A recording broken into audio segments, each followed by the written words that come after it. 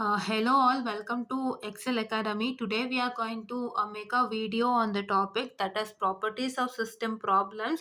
And yesterday we saw the two problems. Okay, so that is one problem was x of 3t and the other one was e to the power of x of t. So on the e to the power of x of t we have done incomplete problem. That is why we did that problem is because in the x of 3t we got to analyze that.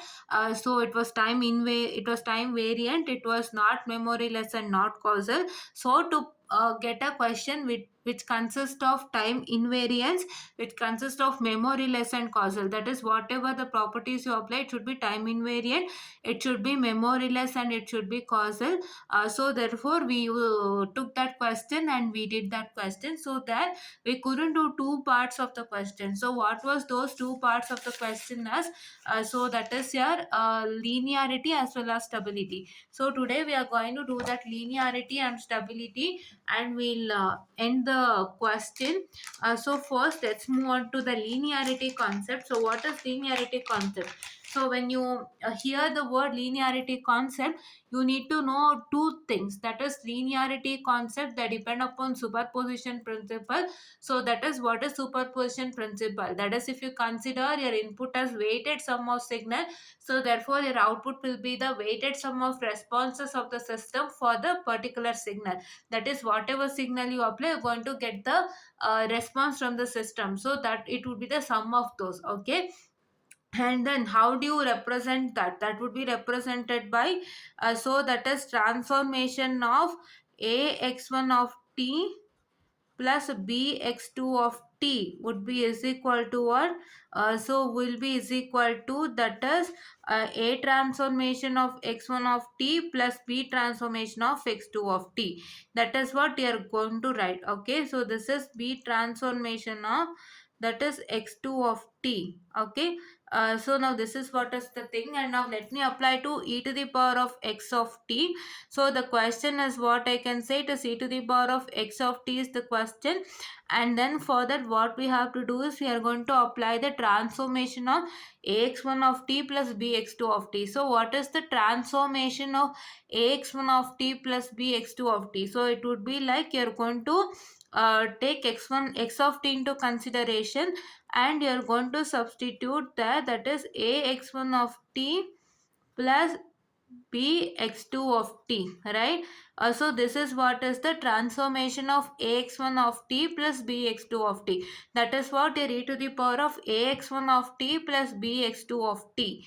And now if you consider a transformation of x1 of t, so what is a transformation of x1 of t? If you apply transformation of x1 of t, you are going to get the resultant as what? That is a into e to the power of x1 of t plus b into e to the power of x2 of t. That is what, when you apply transformation of, that is x1 of t and x2 of t, so you are going to get this resultant, right? You see that now this one and this one are equal. No, so this is not equal, so I say it is a non-linear, right? It is non-linear. And for stability, you can see that for stability, you can see in the textbook itself it is being given that so your I'll show it you here. See, in the textbook only he have given. So if x of t modulus is less than or equal to bx less than or equal to infinity, so then your y of t modulus is equal to, that is e to the power of x of t modulus. What is y of t? The given question is e to the power of x of t modulus, that is less than or equal to by less than or equal to infinity. So this is what he's telling. And by this we can see that if your input is bounded, your output is also bounded, so the system is stable. Okay, the system is stable system. And for stability concept, there is no other way. You have to write like this. And that is what is that? You know that this is y of t modulus, which is equal to, that is lesser than or equal to b of y lesser than or less than infinity. So this is what is the, general form of stability. You have to write like this, and then you are going to replace y of t by the given y of t question in the question what is being given for us, and you are going to write like this, that is written here. See, This is what is written here, and you are going to check, you are going to just write the statement. So therefore, so you need to make sure that you study stability concept for all the questions. Like you need to get to know for which question it is stable, for which it is not stable. Okay, you don't have any other go, it is like this. Okay, and then next, so let's move on to the next question. That is, I take my next question as, so that is, yes, that is your t into x of t. So let me take the question as t into x of t, and for t into x of t, what is that you're going to do? So you're going to do first is what is my linearity process.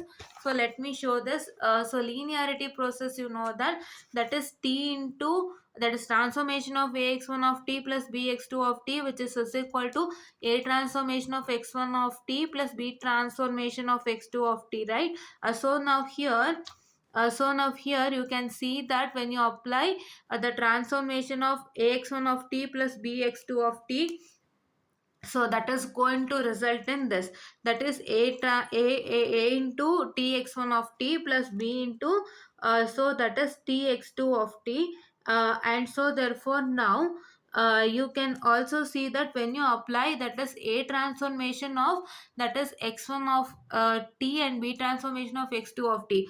If you apply transformation of x1 of t and x2 of t, you are going to result in this, that is, you can write it as, that is a into tx1 of t plus b into, that is tx2 of t. So that is when you apply the transformation, so you are going to get like this, and so therefore this one and this one is equal, that is your transformation of ax1 of t plus bx2 of t would be is equal to a transformation of x1 of t plus x2 of t. So I say that as linear concept. Okay, so this is what is linear concept. And the time invariance, what is the time invariance? I told you that whatever the advance or delay shift that you apply to the input, the same shift, that is with respect to advance or delay shift, it should be present in the output. Okay, the same amount of shift should be present in the output. So for that, I need to apply, that is transformation of x of t minus t naught, which is equal to y of t minus t naught. Okay,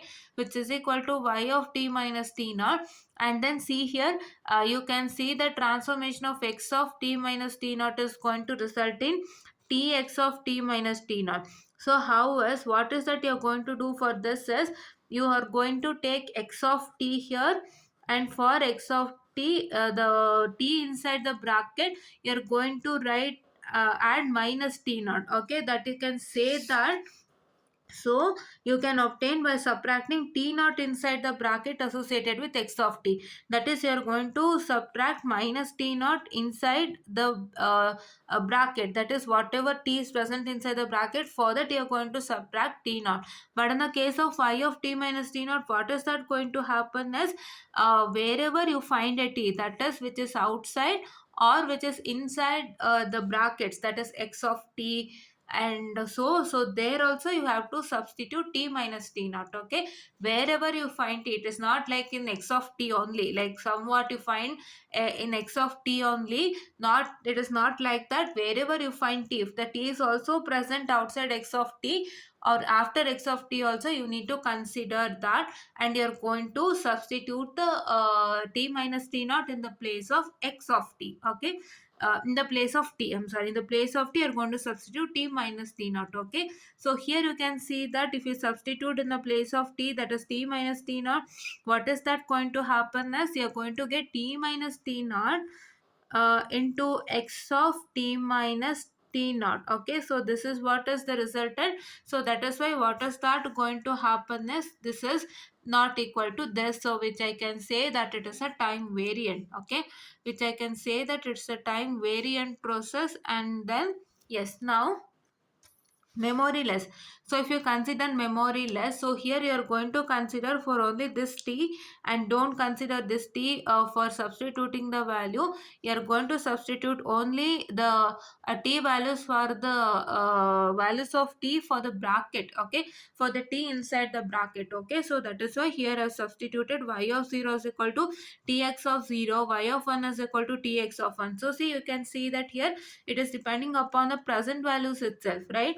No past or future value. So I have already told you. So the concepts of memoryless and causal. For memoryless, please do remember it's only depending upon present value, and for causal it is present as well as past. So you see what is the resultant test. You can see that whenever you do the memoryless concept, if you find that it is depending upon the present values and not past or not future, okay, so then it's not depending upon the future or the past value, so then you can directly say that it is memoryless and causal. Okay, I'll just write the three conditions over here so that you understand it better. So if you are in the case of memoryless, if the values are depending, if it is depending upon the present values, no past and future values. Okay, if your time t, whatever, what is memoryless, if you substitute any time t, the same value of t should, you should get an x of t. See here, so you have substituted a value of 0 here, and you have got the same value of 0 here. The value of t should depend upon the same value. So for no past and future values, just write that it is memoryless and causal. Okay, so this is my first case, it is memoryless and causal. Okay, yes. Now, second condition is if your values are depending upon the present, comma past, but not future.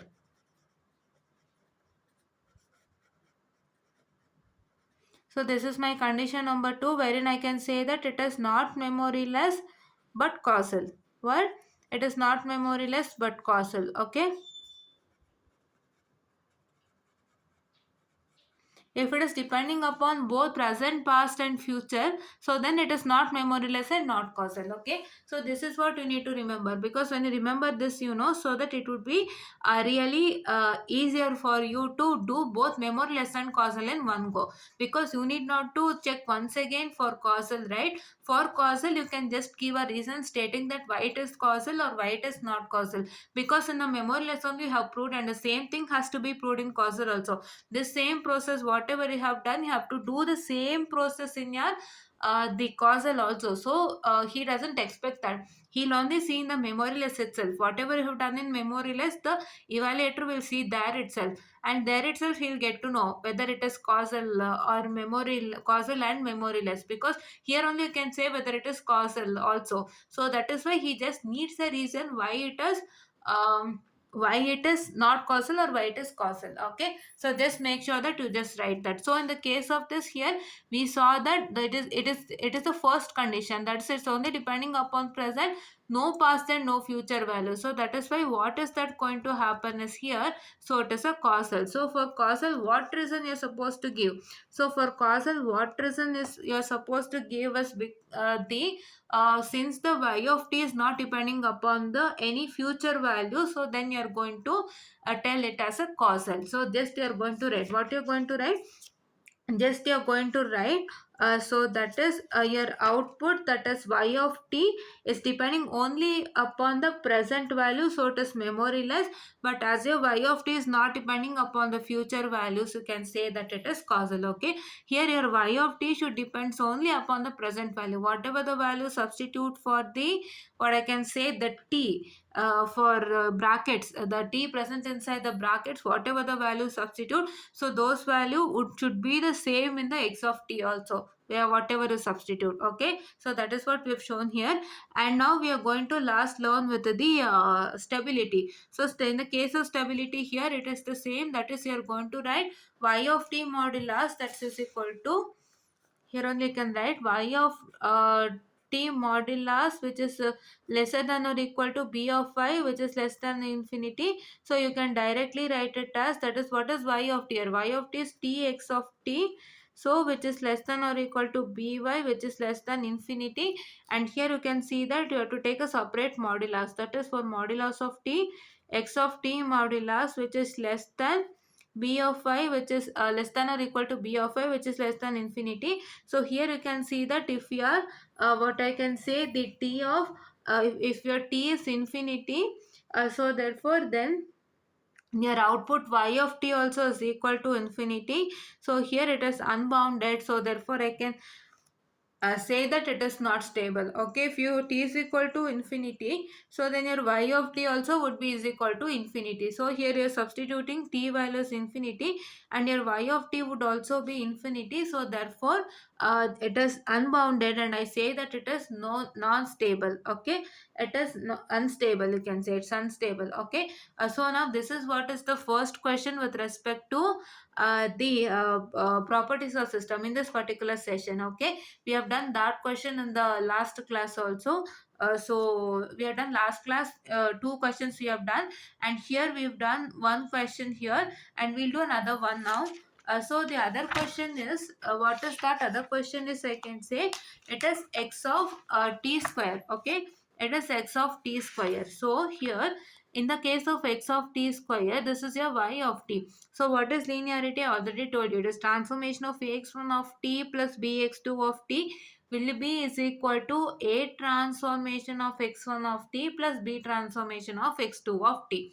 So for that, when you apply transformation of ax1 of t plus bx2 of t, you are going to get it as what? You are going to get it as that is the ax1 of t square plus bx1 bx2 of t square. You are going to get, when you apply transformation of ax1 of t plus bx2 of t, you are going to get it like this. That is, you are going to get it as this.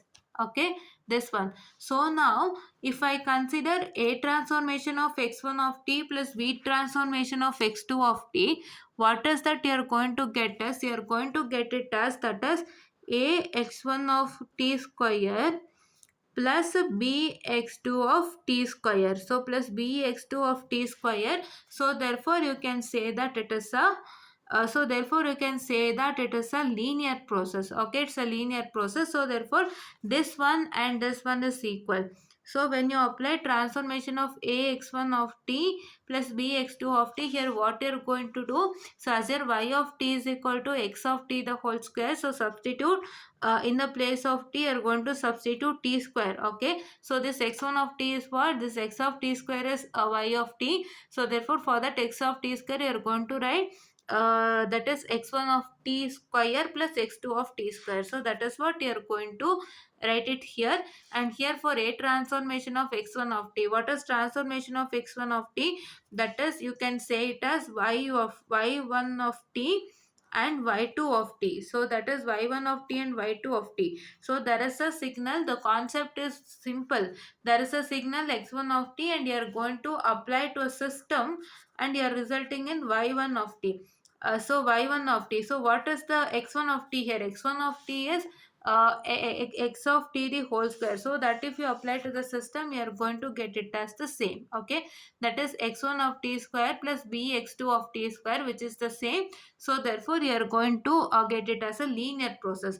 So now coming on to time invariance process, I already told you that it is just a shifting process. Your advanced delay shift should be the same in the case of input and output also. Okay, so here you can see that for this process here, whatever the t is present inside the bracket, for that you are going to subtract with t naught. We have done this, right? We have taken t square and we have subtracted with t naught. But here in the case of this, what we have to do is, for t only you are going to substitute t minus t naught. So what happens? It was t square. So what for t square? T square is t minus t naught the whole square. For t is substituted t minus t naught, and that resulted in t minus t naught the whole square. And so therefore we can see that this is a time variant procedure. What is this? So this is a time variant procedure. Okay, so now for memoryless, you can see that you're going to substitute the value. So I already told you in the last question, the same process you're going to do, substitute the value of t, and your y of t should depend upon the present values, no past and future values. Okay, so see here you can see that it's depending upon the present values for only two values, but after that it's depending upon future values. So that is why you can directly say that what is this? You can directly say that it is not memoryless and not causal too, because it's depending upon the future values, right? It's depending upon the future values. You can say that future values, you can say that it's not memoryless and not causal. And for stability, you can see that the equation is that is here y of t the y of t modulus is less than or equal to b of y less than or equal to infinity. So now your y of t modulus would be is equal to x of t whole square, that is less than or equal to b of y, that is less than or equal to infinity. So here you can say that for bounded input it's a bounded output, and I say that it is a stable. Okay, so this is what is the two problems with respect to today's class. And I would be just making this in a simplified manner from next class. Okay, so simplified manner in the sense I'd be telling you what kind of questions are present, and for that what is the resultant with respect to stability. Okay, stability is only a big concept for you, so let me make stability more easier, and all others you know the procedure, right, how to do it. And so therefore I'll make it more and more easier from next classes. And please don't forget to like, share and subscribe, and please do watch my videos if you are really interested, and if your examinations are near.